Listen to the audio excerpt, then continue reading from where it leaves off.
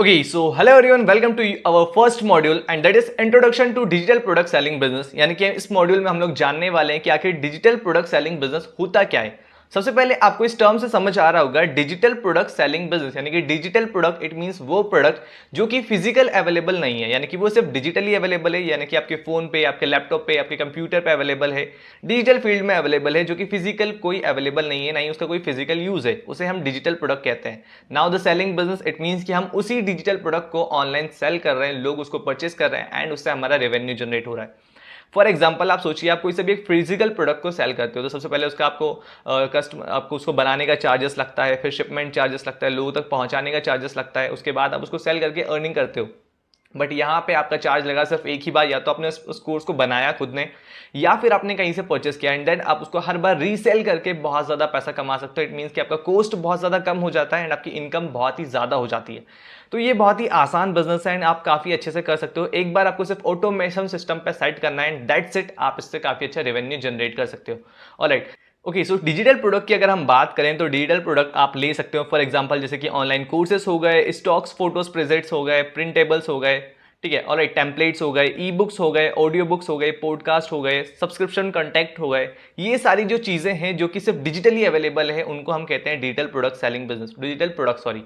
ठीक है, तो इसको करना क्या, कोई से भी आप डिजिटल प्रोडक्ट एक चूज कर सकते हो। आपने बहुत बार इंस्टाग्राम या फिर फेसबुक पे इस तरीके के आपने एड्स देखे होंगे, जैसे कि आपको ये एड यहाँ पे भी शो होगा, आपने इस तरीके के एड्स देखे होंगे एंड इस एड के थ्रू आप लोग उनकी कुछ इस तरीके से वेबसाइट्स पे विजिट किया होगा आप लोगों ने।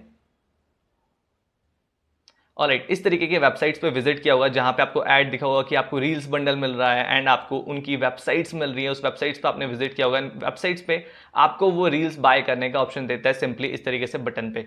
तो सिंपली आप क्या करोगे, उसी बटन पे क्लिक करके सिंपली आप बाय कर लोगे। जैसे ही आप वो प्रोडक्ट बाय करोगे उनके पास चला जाएगा इस तरीके से पेमेंट, वहां पे पेमेंट गेटवे पे, एंड आपको उनको मिल जाएगा कोर्स, आपको मिल जाएगा आपका कमीशन, दैट्स इट। यानी कि इसी तरीके से पूरा मॉड्यूल सिस्टम होता है जिसमें हम सिर्फ एक डिजिटल प्रोडक्ट को ऑनलाइन किसी भी प्लेटफॉर्म पे एडवर्टाइज करते हैं। सबसे पहले जैसे कि फेसबुक हो गया या इंस्टाग्राम हो गया, उसको एडवर्टाइज करने के बाद लोग उस प्रोडक्ट को देखते हैं, परचेस करते हैं एंड जब वो परचेस करते हैं देन हमारा इनकम जनरेट होता है।